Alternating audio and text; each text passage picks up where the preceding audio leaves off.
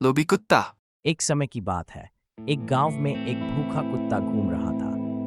वह कई दिनों से कुछ खास खा नहीं पाया था। उसकी पसलियां साफ दिख रही थी और उसका पेट जोर जोर से गुड़गुड़ा रहा था।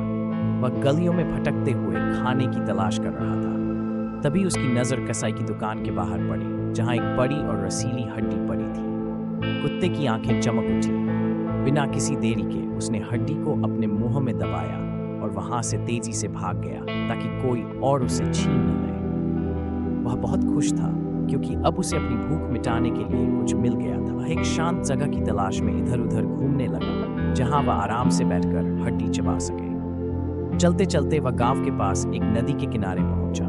वहां एक लकड़ी का पुल था जो नदी के ऊपर से गुजर रहा था। जैसे ही कुत्ता पुल पार करने लगा, उसने नीचे पानी में झांका। उसने देखा कि पानी में एक और कुत्ता है जिसके मुंह में भी एक हड्डी है। लेकिन हैरानी की बात यह थी कि वह हड्डी उसकी हड्डी से भी बड़ी लग रही थी। अगर मैं इसकी हड्डी भी ले लूं तो मेरे पास 2 हड्डियां हो जाएंगी, उसने सोचा। लालच में आकर उसने जोर से भौंककर दूसरे कुत्ते को डराने की कोशिश की। लेकिन जैसे ही उसने मुंह खोला, उसकी खुद की हड्डी उसके मुंह से निकलकर नदी में गिर गई और पानी के बहाव में बह गई। अब कुत्ते के पास न तो अपनी हड्डी थी और न ही उस दूसरे कुत्ते की कोई हड्डी, क्योंकि असल में वह दूसरा कुत्ता कोई और नहीं बल्कि पानी में उसकी खुद की परछाई थी।